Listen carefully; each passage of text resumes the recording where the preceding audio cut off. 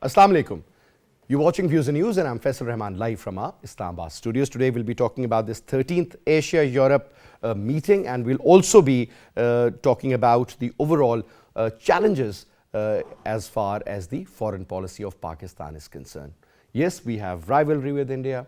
Pakistan is very close to China. There's an emerging situation in Afghanistan. We are trying a level best to improve our relationship with Russia and countries like Iran when we talk about the neighboring countries.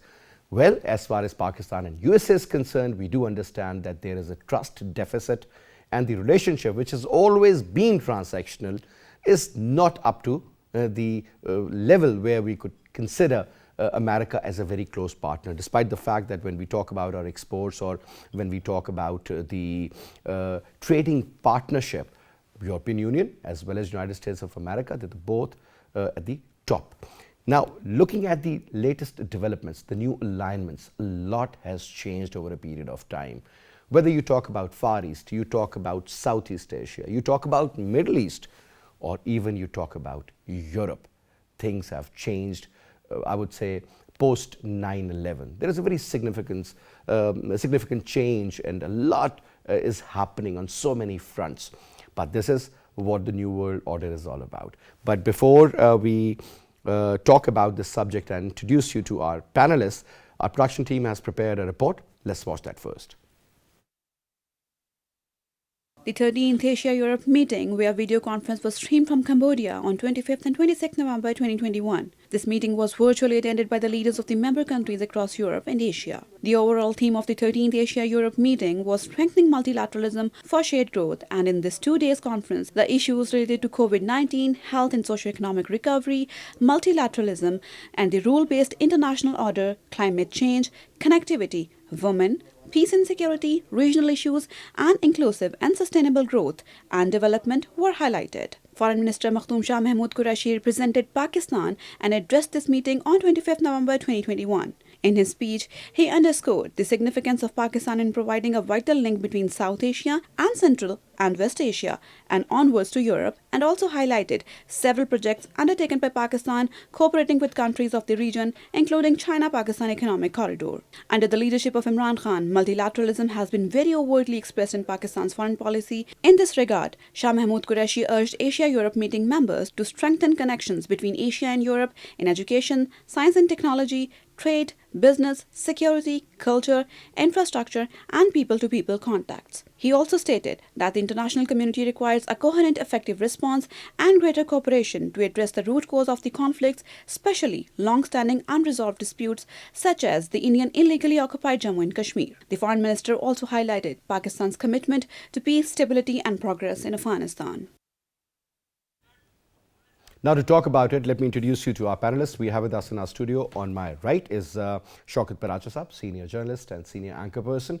Thank you so much, Paracha, for your time. And we also have with us Irshad Kaleemi Saab, who is related to academics and was a senior bureaucrat, worked in the finance as well as petroleum and energy sector. Thank you so much, Kaleemi Saab, for your time. And we also have with us from London, Dr. Shahid Qureshi Saab, who's a senior analyst at the London Post. A pleasure to have you, Shahid Saab. Thank you so much for your time. Now, let me start off from you, Paracha Saab, 13th Asia-Europe meeting. Perhaps it was a virtual one, but having said that, now what we have realized that the foreign minister really emphasized on the connectivity issue, sir. But again, the moment we talk about connectivity, sir, the issue of Afghanistan, really pops up. If there is no stability in the current situation, it is not going to allow us to do trade with the Central Asian states or even beyond that. So let's start off from that particular point, sir. Do you see issues being sorted out there because there is no finance coming in? Yesterday there was a report that the government is unable to pay the salaries of the people, sir. So this is something which could end up in a disaster. And if that is the case, sir, our borders would be flooded with the refugees. So thank you very much. Indeed, Honorable Foreign Minister of Pakistan, Shah Qureshi, yesterday addressed this issue. I mean, the how to stabilize Afghanistan, how to fulfill the needs of Afghan people over there. That was a substantial part of his speech. And then he, reached out to the question of connectivity, that how in a peaceful, in a connected scenario, the theme of multilateral engagement for shared growth can be achieved. It's very important, very important to note that after 40 years of war, 40 years of friction, 40 years of civil war, 40 years of foreign occupation, Afghanistan is free of everything that was happening for the last 40 years. Correct. So, this is something which is unique, at least in our lifetime, that when we grew up, we saw Afghanistan under the occupation of the erstwhile Soviet Union. Then in 1990s, we saw different factions fighting against each other, the northern, the erstwhile Northern Alliance, and then others. Then there was emergence of Taliban, you know, and then 9/11, in the aftermath of 9/11, the foreign forces, they occupied Afghanistan. This times, the Afghans can say they are master of their destiny. The problem is there. What is the problem? As you rightly pointed out, that the state structure is a problem because they don't have the money, crumbling economy to pay the salaries. Then economy, and in certain cases I heard that there is a barter business going on, that wheat is given to them in certain quantity as compare in response of their another services. commodity is given back, Or services, you know, if someone is sitting for 8 hours in the office, so corresponding wheat quantity is going giving to them, you know. What Pakistan is doing? Pakistan has done 8 consignments of over 1,000 metric tons of human assistance, which contain food, medicine and shelter. Similarly, with the collaboration of different multilateral organizations, and other 3 consignments of over 500 tons of such, you know, human assistance goods they have been dispatched. Then medical problem is there. So, 2 eye camps they were set up, one in Khost, the other in Kabul. Over 5,000 patients they were treated. But this is nothing, you know, 38 or 40 million people, they need food. And majority of the population is which grew up in the last 20 years. I mean, after the American advent into the Afghanistan, correct, they saw emergence of civil society, they saw emergence of media, they saw a good life, in fact, you know. But there are a lot of, if you've been to Kabul, a lot of cars are there, a lot of businesses there, and now, you know, it seems that everything is vanishing away. So, if they lose hope, then is the problem. If they lose expectation from Pakistan, from the international community, then will be the problem. The problem in Afghanistan is not only for Pakistan. The problems in Afghanistan always have been for the international community, that, for example, even in the Doha agreement, this was guaranteed by Taliban, that they will not allow the use of their soil against other countries, correct, which they are pledging up, you know, and the threats of Daesh, for example, or other organizations. If Afghan Taliban are left alone to fight with the menace of terrorism, then who will be safe? Ultimately, Pakistan has to face the brunt, as you have seen. But it's not only Pakistan. Then the dream of connectivity, you know, energy transportation from Central Asia to South Asia to China to other parts of the world, that dreams will not be fulfilled. The CASA projects in particular will get CASA 1000, TAPI is there, you know. Then, I mean, if South Asia has a safer passage through Afghanistan to Central Asia and to Russia and beyond Europe. Look at the cost, you know. If CPEC can reduce 10,000 miles of this distance from Shanghai to Europe, and then from Shanghai to Europe it is 19,000 miles. But if CPEC is used, it is 9,000 miles. Imagine, you see. So this is the price of peace in Afghanistan. Let every nation, let every part of the world, they must contribute for peace, and peace will come when there is a hope in Afghans. Geostrategic realities are there; they have always been there. But this is the time, right time, to support Afghans in their endeavor to live peacefully within Afghanistan. You know, Raza, whenever we talk about this concept of moving from geopolitics to geoeconomics, that is not going to be, I would say, a reality unless and until there is peace in Afghanistan. Exactly. Absolutely spot on. Now, coming to you, Irshad Kaleemi Saab, couple of points, sir. First of all, I want your take on this particular issue of Afghanistan, sir. Do you see hope? Do you see issues being sorted out? Because currently, sir, the winter has approached, and I was watching a report on BBC the other day, sir, and Prasab, there were 20,000 Hazaras in Kabul, outside the Kabul area, sir. Earlier, they were looked after by various NGOs. Now, they are at a verge. I mean, they don't have anything to eat. Exactly. Forget about the medicine and otherwise. I mean, they don't have any tents to live. And Kabul, and that kind of a winter, which is very severe, I don't think anybody can survive outside in the tents.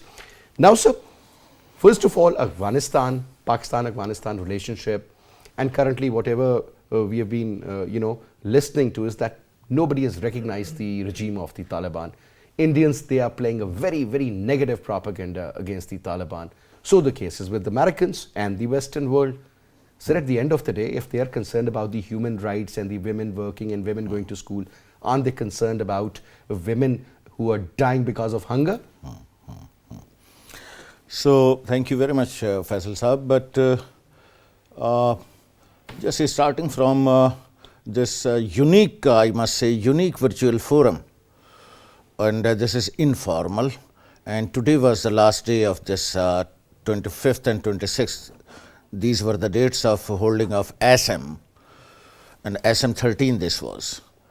So, out of 5-point agenda of this conference, so yes, you very rightly pointed out the connectivity, and second was this sustainable development. And our foreign minister, Mr. Shah Mahmood Qureshi, asserted in the very end about this Afghanistan thing, and he appealed the world on humanitarian basis to go for the assistance, forgetting the geopolitics and geoeconomic and the agenda, because Foreign Minister was highlighting the connectivity issues between two regions, West Asia and South Asia. So, West Asia, I'll be talking about later.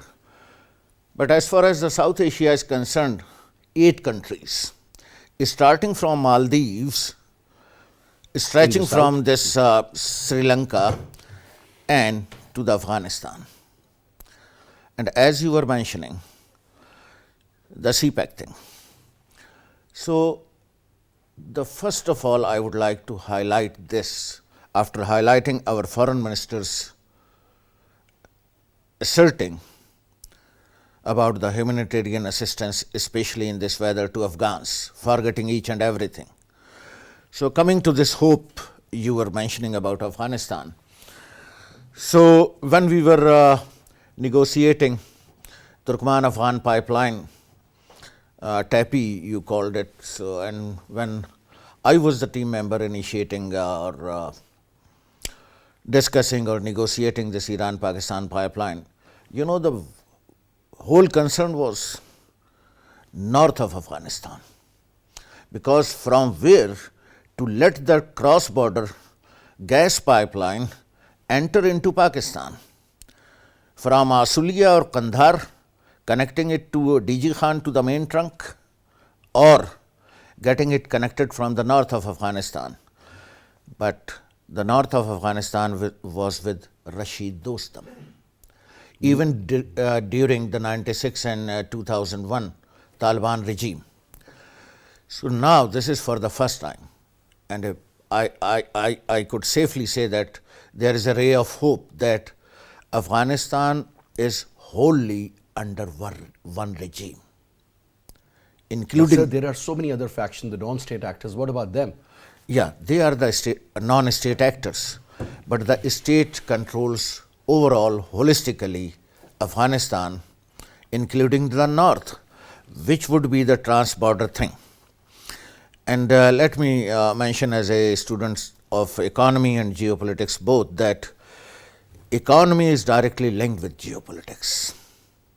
When the transborder pipeline crosses or enters into from Turkmenistan or the Wakhan corridor or from any other brink of the north, so it would bring along with it the economy.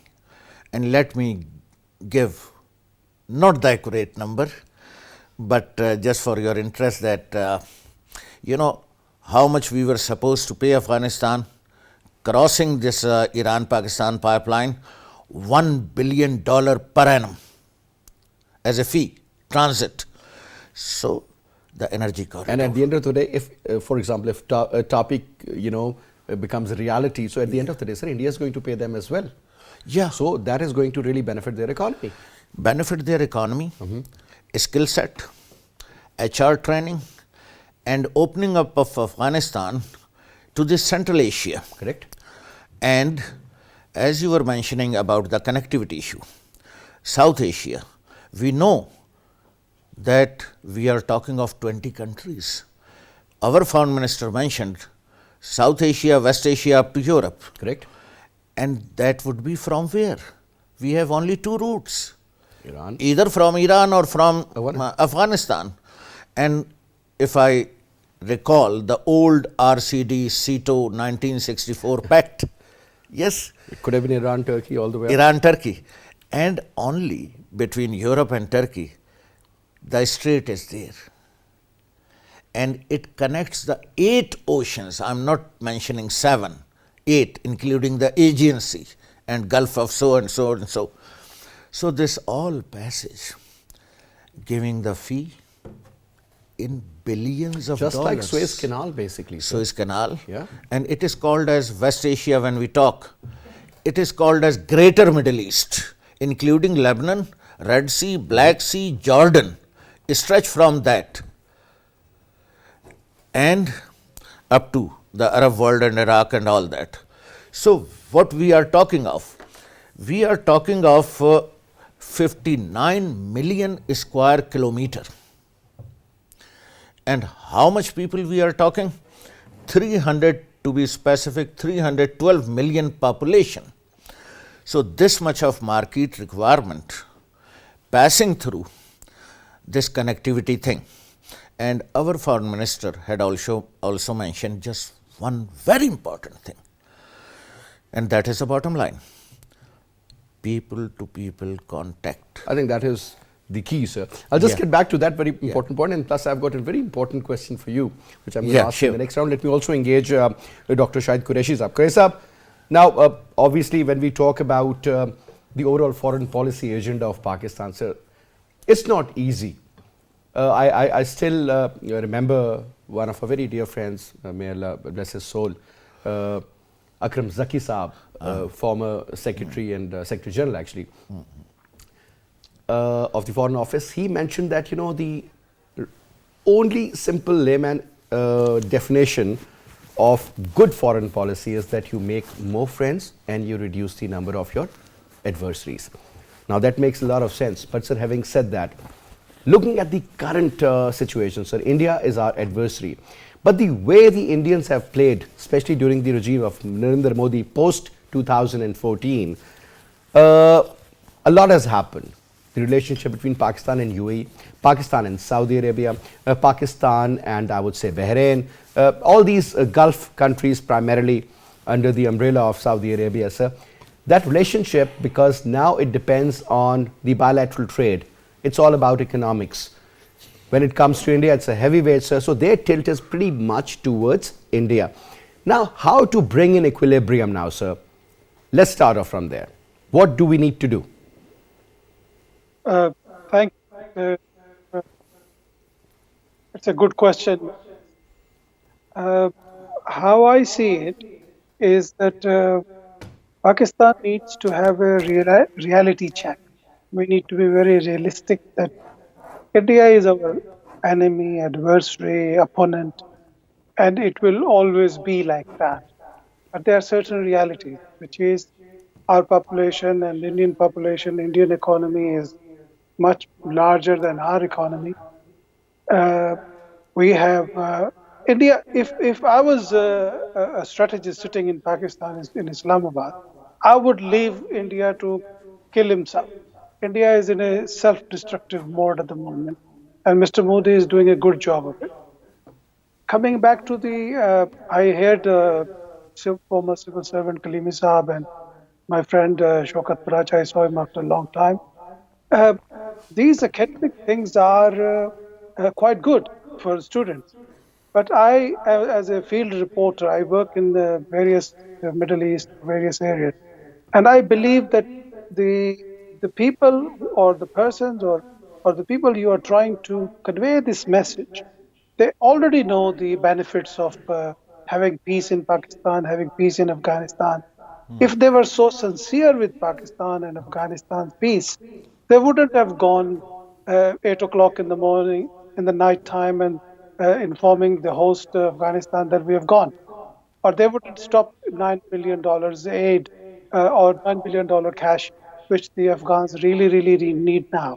So we are dealing with people who have this, and I hate to say that, who have this colonial mindset for more than 200 years, and they haven't changed a single thing. Because for Correct? them, being nasty, being awful is something, and then claiming to be civilized, claiming to be a protector of human rights, claiming to be worried about Afghan women. Uh, this is very worrying, and I think the people in Pakistan, I, I, they have been, especially the bureaucracy, the police, they have been diverging everyone about FATA in the last 15, 20 years, which is about 3% or 5% of Pakistan. And the whole governance structure in Pakistan was destroyed, the road, is the internal governance structure. So, for the sake of argument, if you have a connectivity with Central Asia, with all the 7 states, what is it there for you?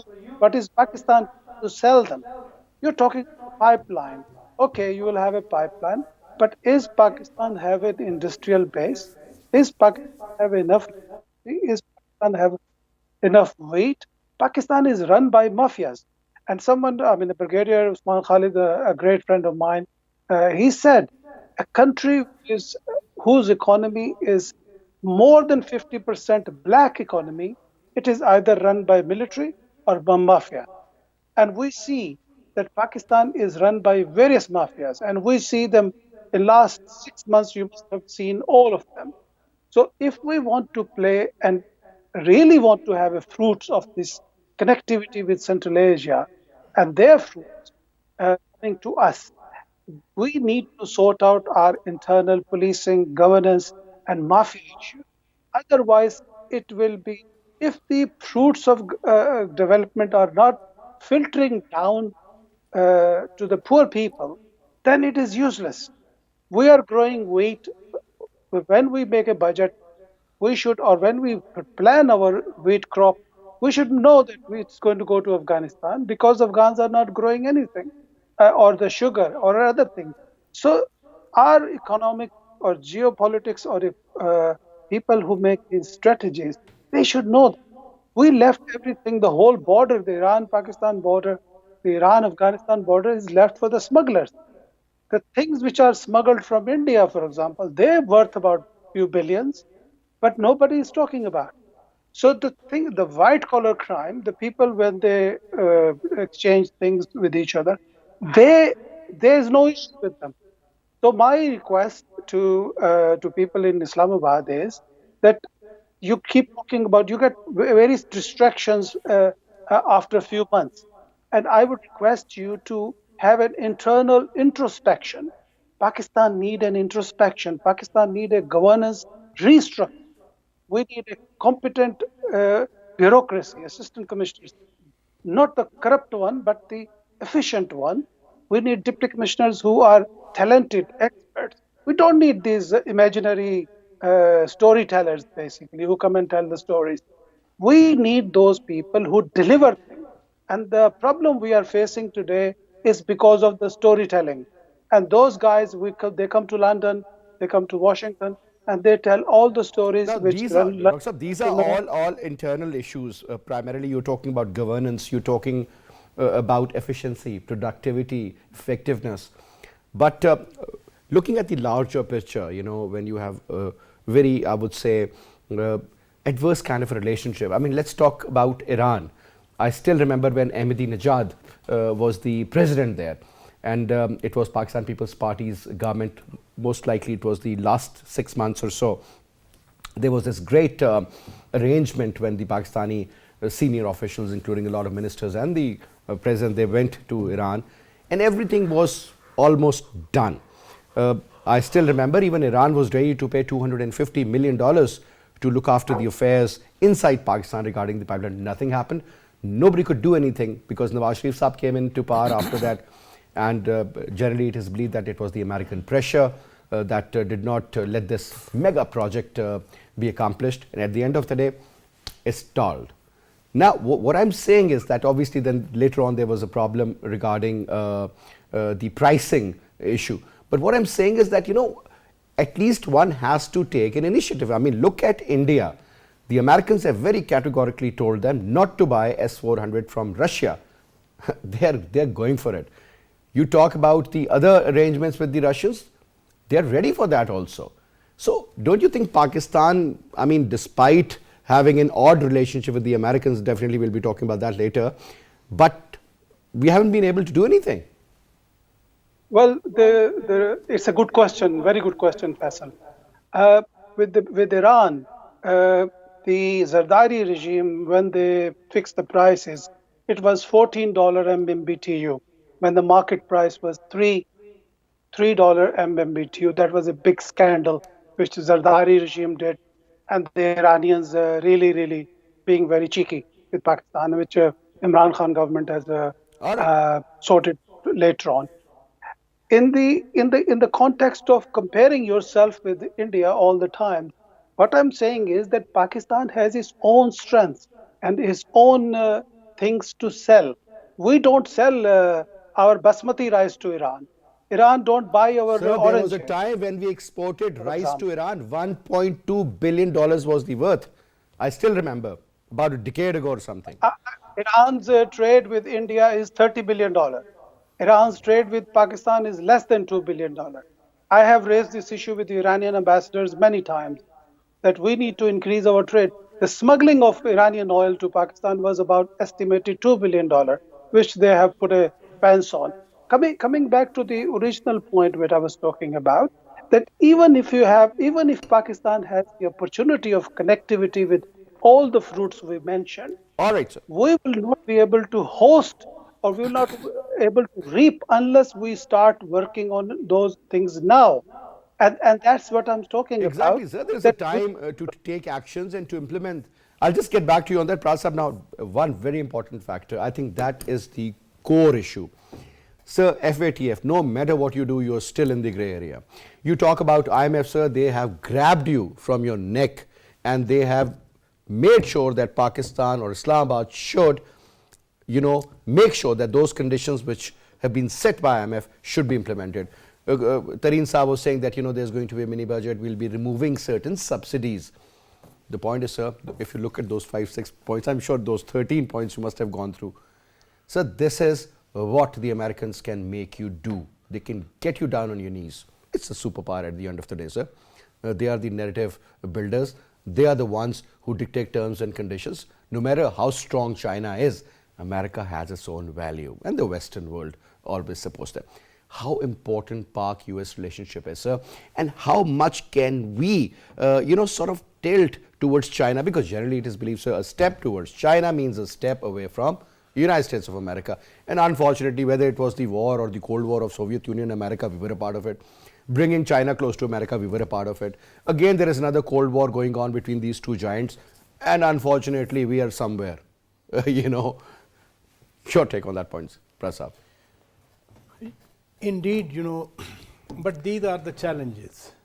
And challenges have been in the past even, This is not first time that Pakistan has knocked IMF or with the FATF, out of 27, 26 points they were complied with, And similarly, when European Union was offering GSP plus, they handed over a list of 27 human rights covenants and conventions, and Pakistan did ratify all of them. Correct.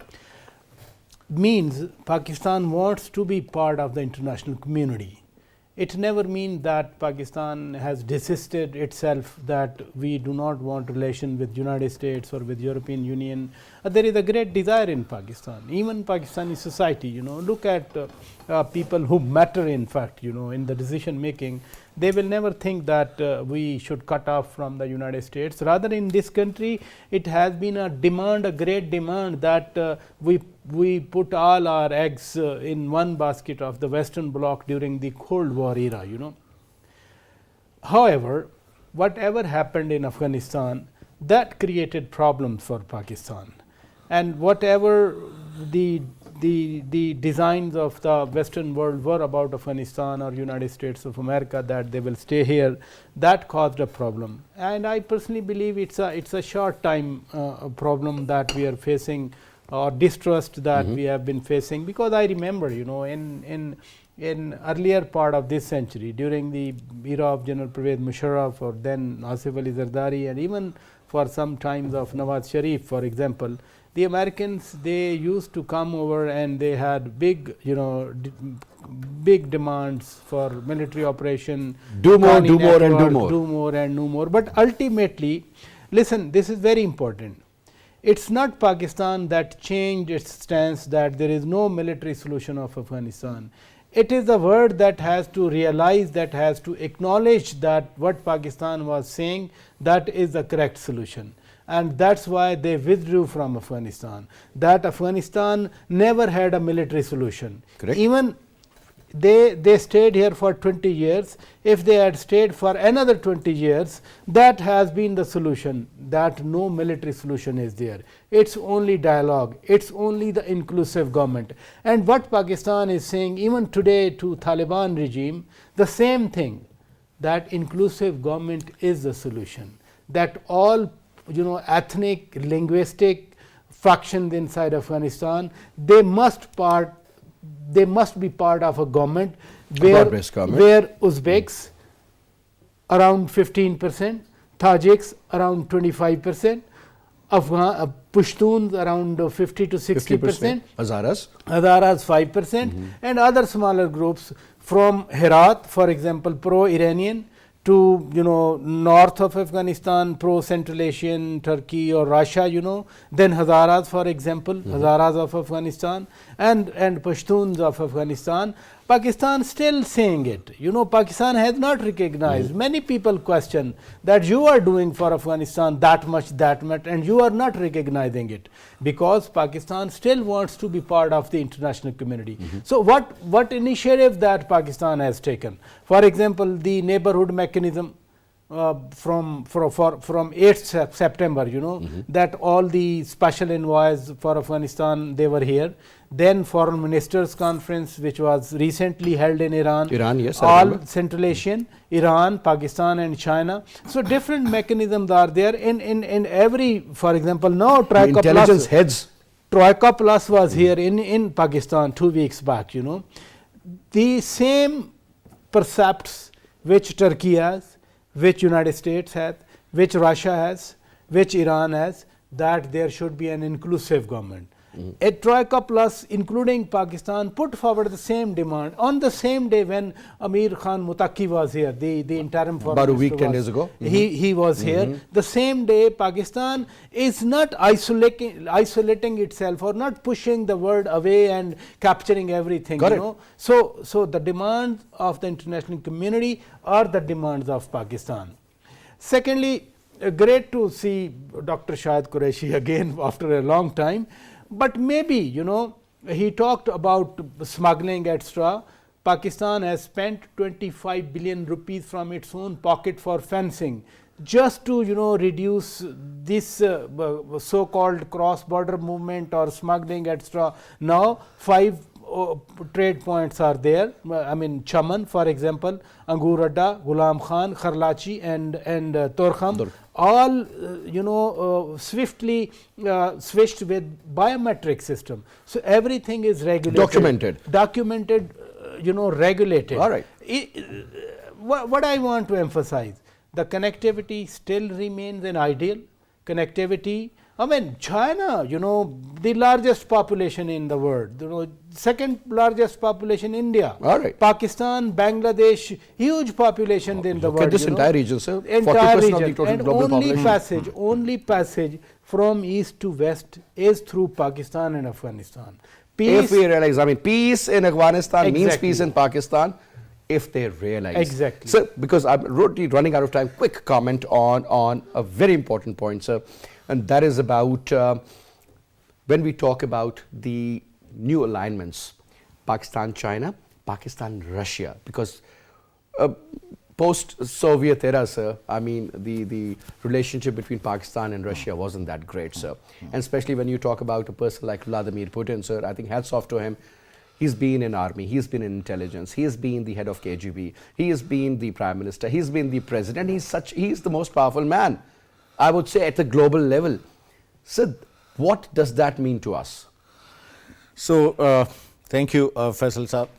From where your last sentence I would be taking a lead while talking to geopolitics. Vladimir Putin is also a gym person. So, he works out daily. So that makes something common with our Prime Minister. No, much more than that. If this gym, which is the South Asia and Western Asia, and there is so much going on, not only in Afghanistan. This was only 1991 when the lower Ural countries, CIRs, Afghanistan, just beyond the Afghanistan, they got independence from Russia.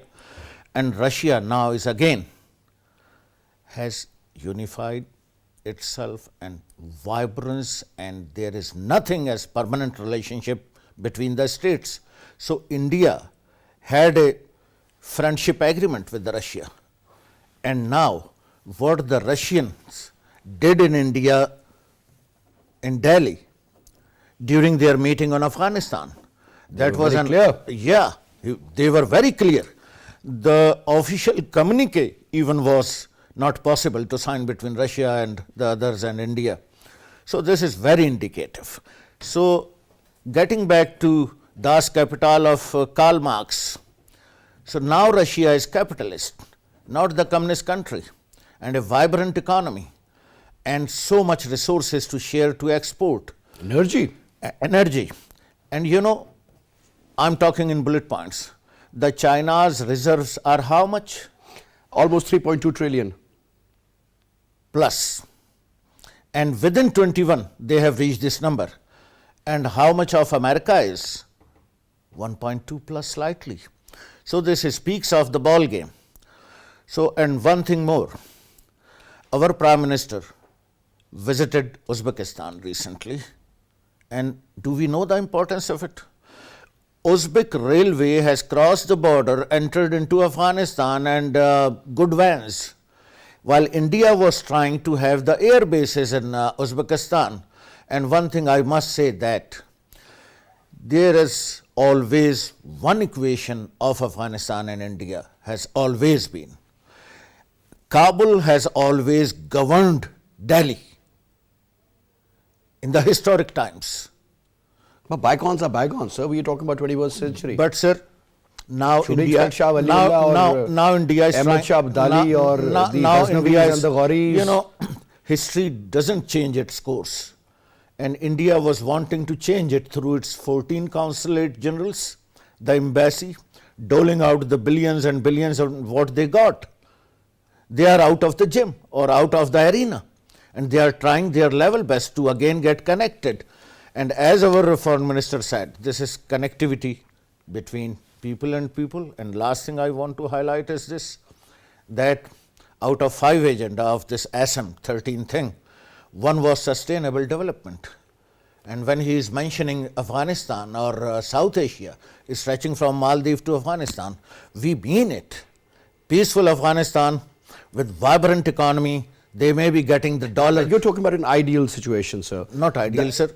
Let me. So, since I'm totally running out of time, I would like to go to our friend. The strongest, this is in my opinion, we are at this juncture of time when we have opened up our foreign policy and we just have to capitalize. But we really need to have a very, very vibrant foreign policy, and one has to be on war footing, because this is what it is all about. At the end of the day, it's the relationship. A relationship really is strengthened through economic means. That is the key area. Now, last quick comment, sir, last 1 minute for you, Shahid Qureshi Saab. I mean, a lot of people believe that Pakistan is still, you know, traveling in two boats. One foot is in one and the other is in the other. Now, I'm not saying that this is the way forward, but sir, one has to, again, I would say that balance is really important, sir. Do you think the government, I mean, whether it's of PMLN, because at the end of the day, it's a state policy, or it's People's Party or a PTI or whosoever is in power, sir, how important is the Western world for us? Because sir, at the end of the day, looking at your exports, I mean, we always believe that the only way forward is like increasing your exports. Sir, we haven't tapped any virgin markets. We haven't done any product diversification. We haven't added value to, I mean, so many products that could have, or rather the produce, I mean, but we didn't do that either. Infrastructure is not that great. So the two areas, European Union and United States of America, whether in, you know, we export them the textile products or otherwise, what do they mean to us? Quick 1 minute comment, sir. Well, I'll give you a short answer. The problem with the Pakistani bureaucracy and those who hold American passports and sitting in the your secretariat, I think they were estimated about 25,000 people who have foreign nationalities and foreign travel documents. And these guys are taking salaries from the taxpayers' government exchequer. These are the people who are divided loyalties. If they were in any other countries, they would have been sacked with one. So the problem with we have to keep a strategic balance between the United States, between the European Union and China. But the problem is that your bureaucracy... Sir, look at the latest statements of Anthony Blinken. I mean, he blames Pakistan, he blames Afghanistan. You talk about the latest visit of Wendy Sherman, I mean the number 2 Deputy Secretary of State, sir. She was more concerned about India. She hardly came here, and her visit was so dry. Let me come to my point. What I'm trying to. So your bureaucracy thinks that they're married to the Americans, but the Americans think that they're girlfriend. They can use them and throw them away. So the reality is that your Canadian citizen secretary of whatever department or whatever department, the minister or whatever, is a direct divided loyalties. This is conflict of interest. So, and on the other hand, we have China. For 20 years, we are building this road. We haven't been able to complete it. We're talking about the fruits of CPEC. For God's sake, does it take 20 years to complete a road? I've been to Gwadar 3 years ago, and I was told that they spent $4 billion underspent to have a water facilities, the drinking water. Chinese were selling them for 60p per liter or per drum, but the bureaucracy sitting in Balochistan was underspending. They were slowing down the project. That's what I'm trying to tell you as an investigative journalist. I think let's introduce the Chinese formula, sir. When it comes to the bureaucracy, if not working, take them to task, sir. Take them out for a ride. I mean, this is the way forward. But anyway, sir, I wish I had more time. So just quick. Qureshi Saab, thank you so much for your time. Pras Saab, it was a pleasure. Just one sentence that having spent 35 years in the cursed lot of bureaucracy myself, I don't have any girlfriend in Los Angeles, or I don't carry any other passport other than the green one. I'm sorry. But you're the better one, sir. but there is nothing wrong having a girlfriend in California. But sir, anyway, let's conclude it on a lighter note. That's all we have for this week. Inshallah, I'll see you on Monday at 8 o'clock. Till then, you take good care. Khuda Hafiz and have a great weekend. Thank you, sir.